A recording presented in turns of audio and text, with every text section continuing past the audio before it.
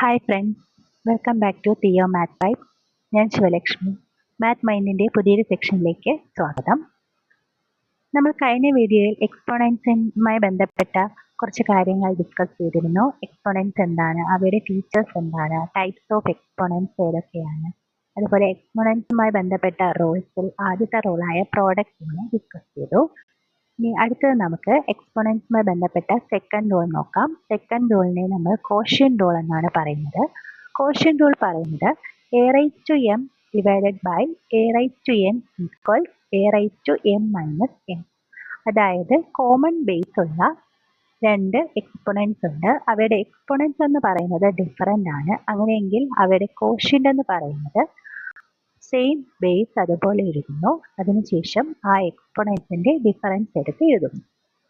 a raised to m divided by a raised to n equals a raised to m minus n.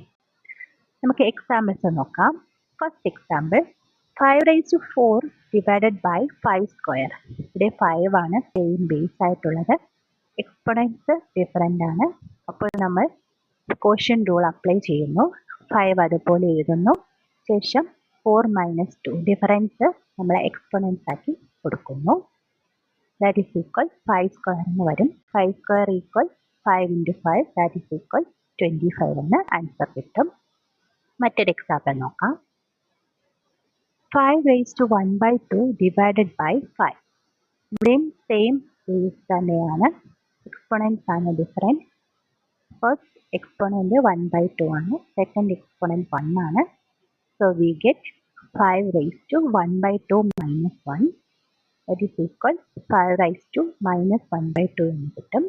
ഇവിടെ 5 raised to minus 1 by 2 exponent minus 1 by 2 ആണ്. അതൊരു negative exponent ആണ്. അതുപോലെ തന്നെ അതൊരു fractional എക്സ്പോണൻ്റുമാണ്. അപ്പോൾ negative exponent ആകുമ്പോൾ നമ്മൾ 1 by 5 raised to 1 by 2 എന്ന് എഴുതും. ഒപ്പം 1 by 2 എക്സ്പോണൻ്റ് ആകുമ്പോൾ നമ്മൾ റൂട്ടാണ് കണ്ടുപിടിക്കുന്നത്. That is equal 1 by root of 5 എന്ന് ആൻസർ കിട്ടും. നമുക്ക് കുറച്ച് പ്രോബ്ലംസ് ചെയ്യാം. First problem 7 raised to 6 divided by 7 raised to 8. That is equal 7 raised to 6 minus 8. That is equal 7 raised to minus 2. അതായത് ഇവിടെ മൈനസ് 2 എന്ന് പറയുന്ന നെഗറ്റീവ് എക്സ്പോണൻ്റ് ആണ്. അപ്പോൾ നമുക്ക് ഈക്വൽ 1 by 7 സ്ക്വയർ എന്ന് കിട്ടും. That is equal 1 by 49. മറ്റൊരു ക്വസ്റ്റ്യൻ ചെയ്യാം. 5 raised to 4 divided by 3 square into 3 raised to 6 divided by 5 raised to 5. ഇവിടെ നമുക്ക് 5 raised to 5 divided by 5 raised to 5 അതുപോലെ 3 raised to 6 divided by 3 സ്ക്വയറും പെയർ ചെയ്തെടുക്കാം. അങ്ങനെയെങ്കിൽ നമുക്കതിനെ 5 raised to 4 minus 5 into 3 raised to 6 minus 2 എന്ന് എഴുതാം. That is equal 5 raised to minus 1 into 3 raised to 4. 5 raised to minus 1 എന്ന് പറയുന്നത് 1 by 5 ആണ്. അതുപോലെ 3 raised to 4 എന്ന് പറയുന്നത് 3യെ 3 പ്രാവശ്യം കൂടി മൾട്ടിപ്ലൈ ചെയ്യും. That is equal 81 divided by 5. മറ്റൊരു പ്രോബ്ലം നോക്കാം. 8x raised to 5 divided by 4x cube. That is equal നമുക്ക് 8 by 4 പെയർ ചെയ്തെടുക്കാം. അതുപോലെ x raise to 5 divide by x cube മറ്റൊരു പെയർ ആക്കി എടുക്കാം. അപ്പോൾ 8 by 4 എന്ന് പറയുന്നത് ഈക്വൽസ് 2 ആണ്. X raise to 5 divide by x cube എന്ന് പറയുന്നത് എക്സ് റൈസ് ടു 5 minus 3 ആണ്. That is equal 2x square എന്ന് ആൻസർ കിട്ടും. ഇനി അടുത്തൊരു പ്രോബ്ലം നോക്കാം.